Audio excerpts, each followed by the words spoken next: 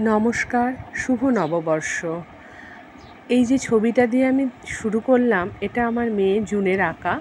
তো ও একটা শুভ নববর্ষের 1431 দিয়ে মাটির থালায় একটা খুব সুন্দর ছবি এঁকেছে, সেটা আমি তোমাদের সাথে শেয়ার করলাম।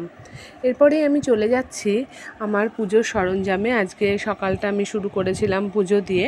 বাড়িতে বলেই দিয়েছিলাম আজকে বছরের প্রথম দিন, তো আগে আমি ঠাকুরকে পুজো দেব ভালো করে, তারপরে বাকি সমস্ত কাজে আমি হাত দেব।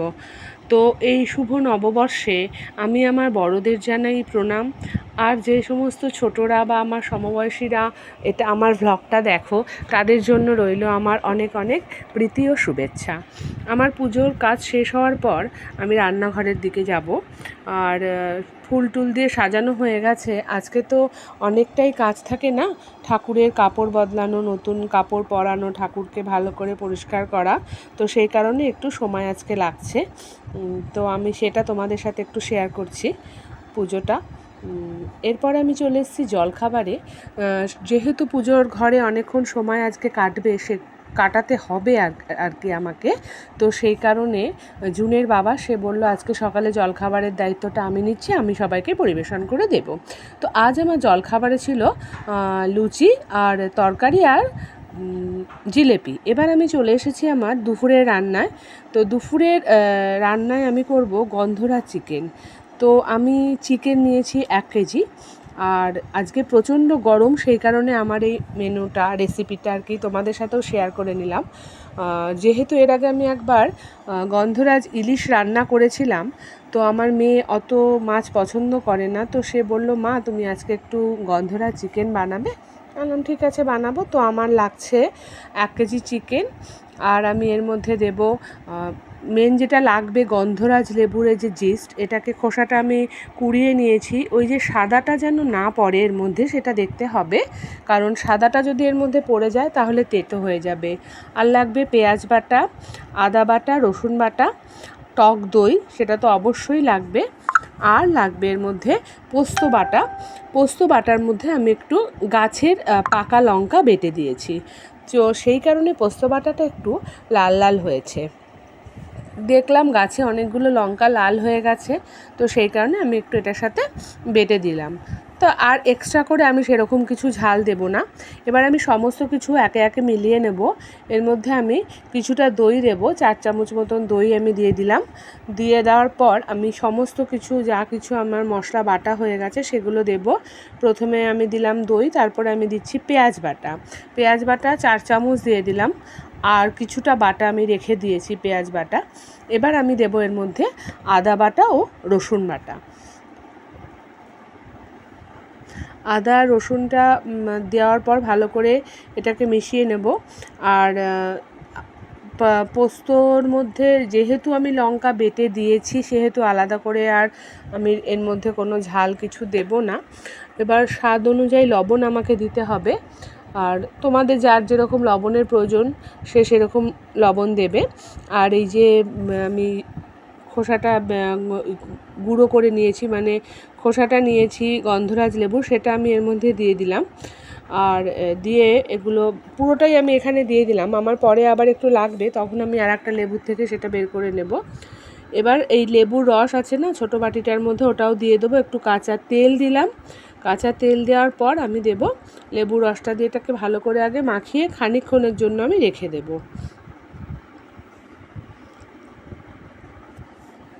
বেশ ভালো করে ম্যারিনেট করে রাখলে চিকেনটা, তো তারপরে যখন রান্না করা হয় খুব ভালোই হয়, তাড়াতাড়ি সেদ্ধও হয়ে যায়, স্বাদও ভালো হয়। এদিকে আমি প্রায় 40 মিনিট আমার হয়ে গেছে। এবার আমি কড়াইয়ের মধ্যে তেল দিয়ে তাতে পেঁয়াজ বাটা দিয়ে দিলাম। খানিকটা পেঁয়াজ বাটা আমি সরিয়ে রেখেছিলাম, এই 2.5 চামচ মতন। এটা একটু ভাজা ভাজা হয়ে গেলে আমি এর মধ্যে দিয়ে দেবো মাংসটা। এর মধ্যে এক্সট্রাভাবে আমি আর কোনো কিছুই দিইনি, কোনো ফোড়নই দিইনি। আমি জাস্ট এই পেঁয়াজটা একটু ভেজে নিয়েছি। আর তোমরা দেখতেই পেলে আমি খুবই কম মশলায়, অন্য কোনো মানে গুঁড়ো মশলা আমি এর মধ্যে ইউজ করিনি। তো গরমের মধ্যে এটা খুবই সুস্বাদু খাবার, আর খুব ভালোও লাগবে খেতে। তো এবার এটাকে আমি খুব ভালো করে কষিয়ে নেব। আর আজকে আমার মেনুতে থাকবে অন্য কোনো রান্না আমি তোমাদের সাথে শেয়ার করতে পারছি না। আর এটা ভালো করে এখন আমার কষে গেছে, ফুটছে। আর মেনুতে এদিকে আমার পাশেই আমি মাছের মাথা দিয়ে মুগ ডাল, ঝুরঝুরে আলু ভাজা আর ভাত করে নিয়েছি। আর মাংসটা করার পর আমি করব একটু বাসন্তী পোলাও। আর চাটনিটাও হয়ে গেছে আগেই, চাটনিটা ঠান্ডা করতে হবে বলে সেজন্য আগে প্রথমেই আমি আমের চাটনি করে নিয়েছি। এবার আমি এর মধ্যে একটু লেবুর রস আমি ছড়িয়ে দিলাম। আর ওই যে আর একটা গন্ধরাজ লেবুর যে খোসাটা আমি রেখেছিলাম সেটাও আমি এর মধ্যে খানিকটা মিশিয়ে দিলাম। এরপরে আমি এর মধ্যে দেব গন্ধরাজ লেবুর পাতা। যদি সেটা তোমাদের কাছে পসিবল হয় বা তোমরা বাজার থেকে সংগ্রহ করতে পারো তাহলে দিতে পারো। যেহেতু আমার গাছে রয়েছে সেহেতু আমি একটু বেশি করেই পাতা দিলাম, এই সেন্টটা যাতে খাবারের মধ্যে আসে আরও ভালোভাবে। এবার আমি এটাকে চাপা দিয়ে দেবো। এবার আমি চলে এসেছি আমার দুপুরের খাবার দাবারের পর্বে। তো তোমাদের আমি বললামই যে আমার কী কী আজকে রান্না ছিল। তো আমি ফার্স্টে জুনকে খেতে দিয়েছি, আমরা একসাথে 4 জনেই বসবো। জুনকে দিয়ে দিয়েছি ভাত, বাসন্তী পোলাও, ঝুরঝুরে আলু ভাজা, মাথা দিয়ে ডাল, চাটনি আর দইটা, এটা হচ্ছে আম দই আর চিকেন।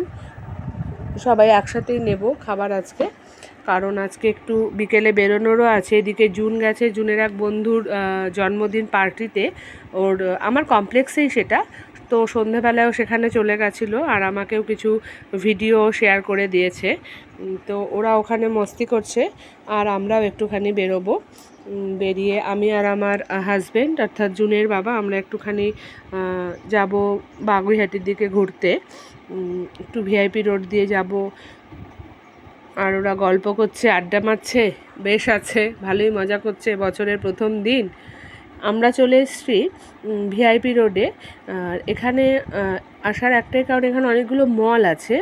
তো অ্যাকচুয়ালি সেইভাবে তো কেউ সময় পাই না আমরা। তো আজকে যেহেতু সন্ধ্যাবেলাটা একটু ফ্রি, তো বললাম চলো মলগুলোতে একটু ঘুরে নিই।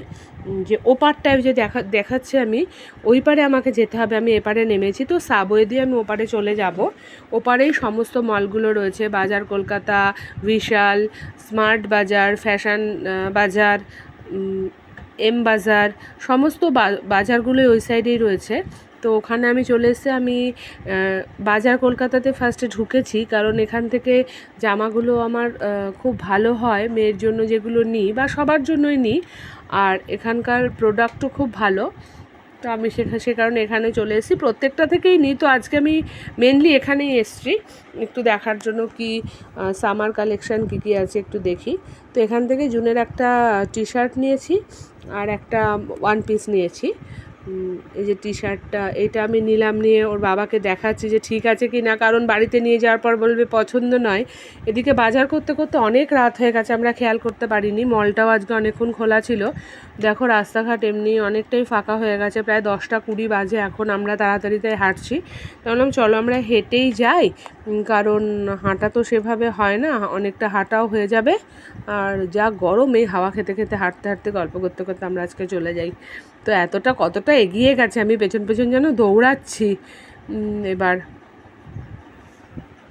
বারবার তাকাচ্ছে আমার দিকে, যা হাঁটতে পারবে তো নাকি রিক্সা টিক্সা কিছু নেব না, আমি পারবো, চল আমরা হেঁটে হেঁটেই চলে যাই, কোনো অসুবিধা হবে না। এই যে স্মার্ট বাজার বন্ধ হয়ে গেছে এখন, স্বাভাবিক, এমনিতে তো আরও আগেই বন্ধ হয়ে যায়। তো রাতে যা সন্ধেবেলা দুপুরে খেয়েছিলাম তাই রাতের খাবার। এবার রাত্রিবেলা যেটা মেনলি ছিল আইসক্রিম। তো আজকে আমরা ডিনারটা শেষ করলাম এই আইসক্রিম দিয়ে। তো আমার আজকের এই ভ্লগটা যদি আপনাদের ভালো লাগে আপনারা লাইক কমেন্ট শেয়ার করে দেবেন। আর এই ছিল আজকে আমার সারাদিনের দিনলিপি। টাটা।